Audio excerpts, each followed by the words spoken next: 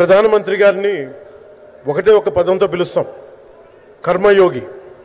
ఏ ఫలితాలు ఆశించకుండా దేశ సేవే పరమావధిగా ఆయన ఆలోచిస్తూ ఎలాంటి లాభాపేక్ష లేకుండా కేవలం ధర్మాన్ని పట్టుకొని డ్యూటీని కర్మని ఏమాత్రం ఆశించకుండా చేస్తున్న అలాంటి వ్యక్తి మనం ఈ సమయంలో ఇలాంటి ఈ తరానికి వారు దిశానిర్దేశం చేసే విధంగా ప్రధానమంత్రి స్థాయిలో ఉండటం మనందరం చేసుకున్న అదృష్టం.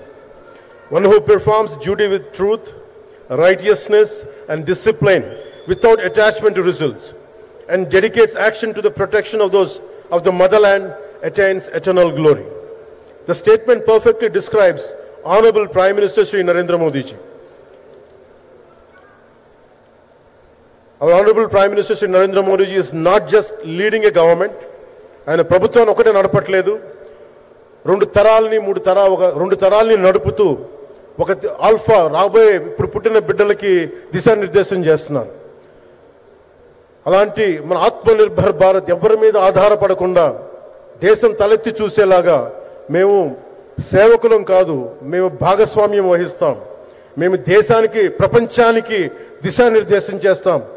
భారత్ అగ్రగామి, అంతేగాని కూర్చోబెట్టి చేతులు మడుచుకొని మేము భయపడతా ఉండే దేశం కాదు. తలెత్తుకొని పొగరగా ఒక దేశపు జెండా ఎంత పొగరుగా ఉంటుందో అంత పొగరుతోటి భారతదేశాన్ని ప్రపంచ పటంలో నిలబెట్టిన మోదీ గారు మనకి ఈ రోజున ఈ కార్యక్రమానికి విచ్చేసి, ప్రత్యేకించి మొన్న గూగుల్ వచ్చింది, అలాగే ఈ రోజున ముఖ్యంగా దాదాపు 13,000 కోట్ల పైచిలుకుతోటి ఈ రోజున మనకి పెట్టుబడులు వస్తూ ఉన్నాయి.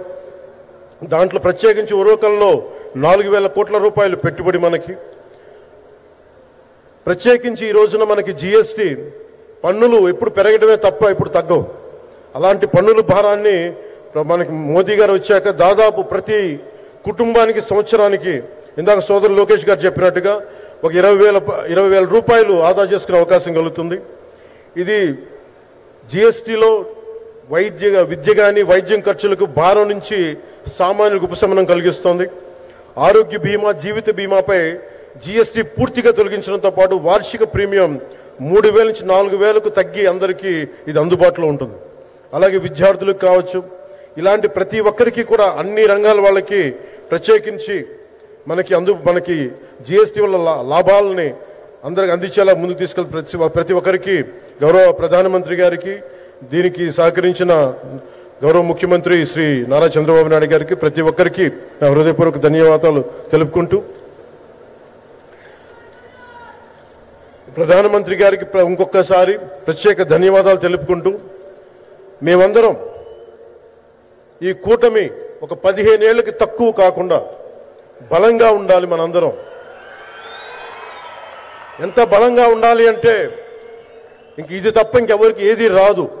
ఇబ్బందులున్నా ఉన్నా తట్టుకొని నిలబడి, ఎందుకంటే ఈ రోజున ప్రధానమంత్రి గారు మనకు వచ్చి అండగా ఉన్నారంటే ఈ పెట్టుబడులను కానీ ఈ నమ్మకాన్ని కానీ ఎటు మాత్రం సడలించకుండా మేము ముందుకెళ్తామని మీ అందరికీ తెలియజేసుకుంటూ, అందరం సమిష్టిగా పనిచేస్తాం. ప్రధానమంత్రి గారి నాయకత్వంలో గౌరవ ముఖ్యమంత్రి నారా చంద్రబాబు నాయుడు గారి స్ఫూర్తితోటి, ఆయన నాయకత్వంతో ముందుకెళ్తాం. మేమందరం మీ ఆకాంక్షల్ని, వచ్చే తరం ఆకాంక్షల్ని ముందుకు తీసుకెళ్తామని తెలియజేసుకుంటూ సెలవు తీసుకున్నాను. జై భారత్, జై హింద్.